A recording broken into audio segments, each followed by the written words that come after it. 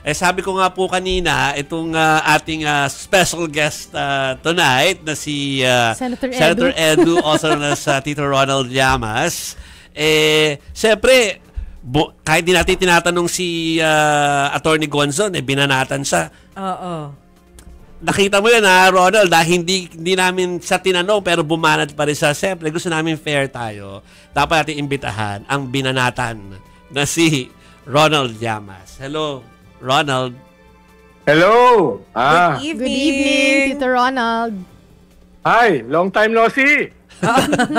Dati katabi ko lang yan dito Siyempre hindi ka na namin inaabuso. Makatapos ng story ko, hinahayaan ka na namin umuwi. Kaya hindi ka namin iimbitahan dito. Dekada na yata ako nung huli ako nag-guest dito. Hindi naman. Hindi, unay ko na yun. Bigyan lang ka namin ng, alam namin na nasagot mo na to sa ibang mga programa. Pero hanggang ngayon kasi ginagamit pa rin ng mga kakampi nila. O yung at least yung magkakahanay sila na mga kasama si Attorney Gonzon. Na hanggang ngayon ginagamit pa rin lahat ng mga sinabi niya against you bilang pambala sa'yo. I mean, para may last say ka na dito, Ronald. Well, hindi ko lang kinakailangan magsalita dahil diniinan niya yung sarili niya sa lahat ng kanyang interview So hindi na ako, sabi nga ni Napoleon, don't intervene when your enemy is making a mistake. So, na lang ako, tahimik na lang ako, subdued na lang ako dahil parang tinutulak niya yung kanyang sariling ulo sa sarili niyang kumunoy. So hindi na ako makikialam. Okay na ako, kota na ako. Baka si Attorney Falsis na lang ang kanyang kaaway ngayon. Oo, next target niya yun Anyway, Ronald, punta na tayo sa talaga mga issue Maraming tanong yung mga katabi ko pero unahin ko na. Dahil kanina sa inyong programang Storycon kasama si Ed Lingao, Ami at saka si Reg ay na pag-usapan nyo with your guest si Congresswoman Garin yung tungkol sa political dynasty. Sabi niya, yung pinupush sila is parang compromise hindi ka nila hinayaang magbigay ng iyong opinion tungkol pero dito bibigyan ka namin ng pagkakataon para ba sa'yo katanggap-tanggap yung compromise sa'yo na gusto nila na para ba sa wag lang sa same branch of government magkakaroon ng pare-parehong apelido? Yes. Una, long overdue na to. Sa fundamental law, 87 Constitution, malinaw naman yung provision sa anti-dynasty. Malinaw naman sa nag-frame sa Constitution na malaki sa problema ng ating political system ay mga dynasties, mga warlords. At ito ay related sa corruption. Yeah. Ngayon, fast forward, meron tayong unprecedented situation na unprecedented ang corruption. Not only in the hundreds of millions, not only in the hundreds of billions, but even trillions. No? So yung outrage is also unprecedented. Kaya because of that, malinaw naman na ang corruption ay linked sa mga dynasties. Mismo ang gobyerno ay nakita nila na this becomes an existential issue for them. So, pag-survive at sila ay puposisyon against corruption, kailangan nilang puposisyon against dynasty. Ano yun survival din nila ito No? Hindi pwedeng labanan ng corruption. Hindi mo pwedeng labanan ng corruption through ICI, Ombudsman, Blue Ribbon lamang nang wala kang ginagawang law prohibiting dynasty. Yeah. So at the same time, alam naman natin na yung ating political system ay dominated by dynasties at yung gagawa ng anti-dynasty law ay themselves dynasties. So the devil is in the details. Yes. Ibig sabihin, merong sinuportahan yung gobyerno na priority bill, yung anti-dynasty, pero anong detalye niyan? Ngayon yung debate dyan. Meron yatang 3-4 na nag-propose ng bill.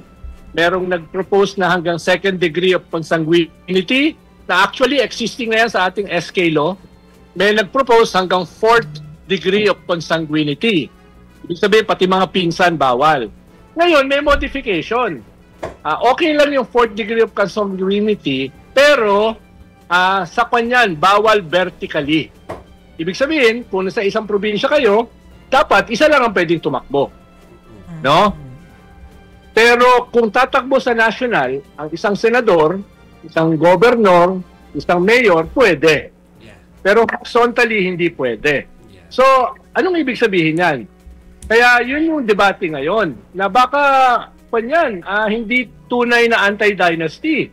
Dahil sa asawa, pwedeng palitan yung asawa nila na mayor o yung asawa nila na governor dahil isa lang naman yung tatakbo. So parang merong butas. Yeah. No? Sabi ni Congressman Garin, we have to compromise. We have to start somewhere daw, sabi niya. Yes. Sabi ko, ba't hindi nyo gawing regional? Ibig sabihin sa isang rehiyon, isa lang ang pwedeng tumakbo. No? Ang ginagawa kasi halimbawa ng Ampatuan, magpapatakbo sila sa 2-3 probinsya Correct. ng kanilang kandidato. So, pwede pang mangyari yon. So, yan yung pinag-uusapan ngayon, yung detalye. The devil, again, is in the details. No? Pero mahalaga rin dito, yung political will ng presidente. Talaga ba niyang didiinan ito? Ba't hindi niya sinertify? Bakit ginawa lang priority? No? Yun ang tanong ng iba. Pwede naman gawing certified na Urgent. Urgent. Bakit pa lang? No? Sabi nila, hindi. Ang certified urgent, pag pa lang, may calamity, etc. Hindi Yung Maharlika Bill, certified yun eh. Oo nga naman. Diretso yun, diretso plenaryo yun. Yeah. Yes. So, titignan natin ngayon, talaga bang decisive? May political will ba yung presidente at gobyerno na i-push it through? Makikita natin in the next 3 months. Correct. Ano kung hindi yan umandar in the next 3 months, ibig sabihin, hindi sila ganun ka-desidido. No? Pero Tito Ronald, so paano natin dapat i-perceive yung statement na yan ng Malacanang na oo nga priority pero hindi naman certified as urgent. Tapos pwede naman nga pala na i-certify as urgent kahit na walang calamity, kahit na hindi naman siya public emergency. So paano natin dapat i-perceive yun? Well, baka kasi meron silang hesitancy. Baka may vacillation. Baka. Pero makikita nga natin in the next 2 to 3 months whether they are really serious. Yes. No? Tingin ko for now, pwede silang bigyan ng benefit of the doubt. No? Ang problema kasi sa atin, very skeptical na tayo dahil 39 years, wala namang implementing law eh. Kaya nga. Tapos karamihan sa Congress, sa Senate ay mga dynasties din. Kaya hindi nila tayo masisisi for being very skeptical. Yeah. So the burden is on them to deliver the goods in the next 3 months. Pero positive naman na Tito Ronald yung sagot or reaction ni Congresswoman Garin dun sa suggestion mo na regional. Why not regional? Yes, very very positive naman yung kanyang reaction. Of course, marami silang magpapasya dyan, hindi lang si Secretary Garin. Oo, madali kami magkasundo ni Garin dahil magkasama kami sa cabinet yan ni Pinoy eh. Before. Pero yung iba niyang kasama sa Congress, mag-agree ba? Yeah. No? So, lalo na kung merong mga kaka-dynasty yung mga boboto. Ayun pa. Yes, kaya nga ang isang tanong ko sa kanya, in relation sa party list. Paano, yung party list kasi, mga dynasties din eh. Di ba? Kasama sa priority bills ngayon, yung reform ng party list law. No? Dahil dito sa scandal about corruption, marami ritong na-involved, mga party list congressmen. Di ba? Yeah. Yung head ng appropriations, party list congressman eh. Yeah. Yung mga nadidikit sa mga contractors, mga party list eh. Yung mga party list, yung may mga contracting agency ng mga anak. Di ba? So, mahalaga na hindi lang ito usapin ng dynasty, usapin ito ng party list system. Yes. Kailangan ayusin din. Would you agree sa sinabi ni Senator Bam Aquino na baka this time around may possibility naman na lumusot dahil galit na ang taong bayan? So, may pressure.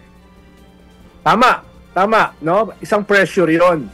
Parang bibingka, pressure sa ilalim sa taong bayan, pressure sa taas sa presidente at sa Malacanang. Yeah. Pero sa dulo, ang mahalaga rito, ngayon kasi nitong nakaraang eleksyon, almost 80% ng tumakbo sa Kongreso walang kalaban. Ibig sabihin, hindi sila matetreten, no? Itong pressure sa baba at sa taas dahil wala naman threat sa kanila na lalaban eh. Correct. So kailangan in the next 2.5 years, merong mga lumaban sa kanila na naiiba para ma-threaten sila. Ngayon walang threat sa kanila eh. No? Okay. So dapat, halimbawa, katulad ni Joby, tumakbo na. No? Kailangan namin siya dito. Ikaw nga ang Ang senator. Ikaw ang senatoriable eh. Anyway, alam ko na meron ka mga kausap dyan, mga importante mga tao from the EU, pero konti na lang, Ronald, ha?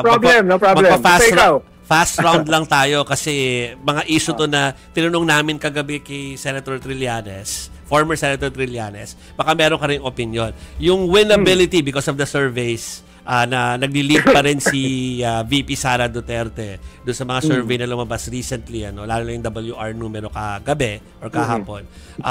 Ang tingin ni former Senator Trillanes, sabi niya, lahat daw ng nagli-lead ng maaga, Natatalo. may ending na hindi maganda. So do you agree? Dahil matagal ka na sa politika rin naman, so anong tingin mo doon?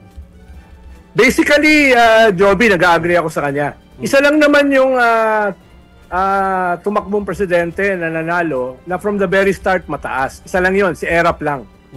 All the others, mababa yon. Nagsimula sa mababa. Kahit nga si BBM kung maaalala nyo noong 2021, ang kanyang sa survey, 19% lang siya. Tied sila ni Isko. Diba? Tied sila ni Isko. Yes. Eventually, naging 60% siya nung nag-unite sila ni Sara. So, ibig sabihin, nagbabago pa yan. Lalo na ngayon sa survey, ang laki nung undecided. 39 tsaka 40%. Tapos, every year, may 3 to 4 million new voters na nadadagdag, yung mga Gen Z. So, itong mga variables na ito ay pwede maka-apekto sa 2028 elections. Hindi pa done deal. Hindi pa done deal. Hindi pa done deal, no? Okay. Dahil, halimbawa, napakataas ni Binay, gumuho. Di ba?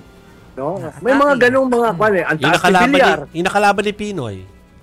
Ang taas ni Bilyar, gumuho. Di ba? Yes. So, yung tama rin naman si Trillanes. Maliban kay Erap. Si Teka Erap lang, from the very na-curious ako start. doon, Tito Ronald. Bakit si Erap hindi bumaba? Talagang Well, Ano popular. meron artista siya? Ano meron sa kanya? Artista, dating mayor, dating senador, dating vice president. Ibig sabihin, From hindi the naman ranks, siya, yeah. nakuha niya yung lahat ng ingredients. No? Movie at saka politika. Yeah. Diba? Nakuha At niya saka, yan. Yung mga kampo nila FVR natin, wala silang nailagay na na pwedeng lumaban talaga kay Erap di ba? Nagkatalo-talo pa sila doon Ha? Imagine mo naman, kalaban niya si De Venecia. Kaya, Kalaban niya si De Venecia, si Correct, General Lim, si Yes. De Villa. So, ibig sabihin, mga pushover yon kumpara kay Erap. Kaya from the very start, nagsa-celebrate na sila Erap. Wala pang eleksyon. No? Tapos, may possibility rin dahil sa ating political system, may sumulpot na mga dark horse. yeah. Diba yung hindi na... Usually kasi yung mga nagpaplano, hindi naman umaabot sa home stretch Si Pinoy, walang kaplano-plano yun. Namatay yung mother. Diba? Si FBR, si Mitra yung pumayag na si FBR maging vice president ni Mitra hindi pumayag si Mitra. Nag-presidente si FBR. No? Siya yung nanalo. Diba? Si Miriam, muntik nang manalo. Sabi nga nila, nanalo From out of nowhere yan. Brown out. From out of nowhere yun, Nag-brown out walang niya. partido, walang makinarya, walang resources, walang track record, maliban sa judge. Yeah. Di ba? Anti-corruption lang yun, tsaka kabataan. Yeah. Muntik na nalo. So, ibig sabihin, may ganyang klaseng possibilities sa ating landscape. Di ba? Yes. May mga ganong pumaporma na Tingnan natin, no? Tingnan natin. Pero, in the next few months, pwedeng maging, pwedeng matamaan ng husto yung mga Duterte. Ngayon, parang tuloy-tuloy na yung trial ni Digong no? Ikalawa, bubuksan na yung mga bank accounts ni Sara ng ombudsman, no? In relation sa kanyang SALN. So yung matagal lang sinasabi ni Trillanes, baka magkaroon na talaga ng tunay na ebidensya. Tapos yung mga kalyado nila, kakasuhan na, no? Either ng ICC o ng gobyerno. So ibig sabihin, masasandal sila sa isang corner Okay. no? Yan ay mangyayari next year. Ang galing pwede mo sila Kasi next question yung tungkol dun sa plunder at saka dun sa bank account Nasagot mo na baka naman, sabi ni Trillanes kagabi, wala siyang kinalaman Baka saan ba magagaling ebidensya sa iyo ba? Walang kinalaman si Trillanes dyan. Ano ibig sabihin nun? Kanino? Wala siyang kinalaman. Okay. Basahin nyo na lang yung aking thought bubbles. Yes. Naman, Basang-basa. Sige. Hindi, pahabol lang. Kasi nga, di ba sinasabi natin ngayon, mataas yung numero ni VP Sara. Pero paano gaano kalaking factor yung pwedeng maging impluwensya ng mga taong nakapaligid sa kanya, gaya for example, aside dun sa tatay niya, sa kapatid niya, si Congressman Pulong nasa ngayon, hot seat ngayon dahil dun sa Bakasyon. kanyang bakasyon na 2 months, 17 countries. Yes, oo. So, halimbawa, sinusubukan nilang mag-ikot around the world. Dahil dati kasi, yung strong point nila, OFW. Yeah. Ngayon, hindi na masyado. Halimbawa, naglibot kami sa Tokyo 3 weeks ago. Naglibot kami sa parts of Europe. Dati, nung panahon ni Digong, wala kang makakausap na OFW na anti-Digong. Ngayon, dumadami na. No? Yung mga assembly namin sa Vienna, sa Hong Kong, sa Tokyo, sa Yokohama, sa Rome, sa Milan, kunya sa Berlin, puro mga OFW. Na sabi nila, dati, mga Digong kami. Ngayon, hindi na. So, ibig sabihin, mismo yung dati nilang base, kaya binabalikan ni Pulong at ni Sara dahil baka mawala sa kanila. Yeah. So, kumbaga nanliligaw sila Hindi. ngayon. Input ko lang na meron kasing nagko-cover din naman tayo ng OFWs. Yes. May mga ayaw kasi magbigay. Ang hiningi daw kasi na suporta, kailangan na doon din pati passport number at saka mga pangalan daw. So they don't wanna give that away. So it's an indication daw na meron talagang hindi ganun kalubos yung suporta. Dahil ayaw ibigay yung mga detalye na ganun. At saka siyempre, yung pinakamahalaga, yung medyo nagsisimulang sumulpot last midterm election, yung kabataan. Correct. Yan yung parang isang variable na hindi mo sigurado paano magdi-deliver sa 2028.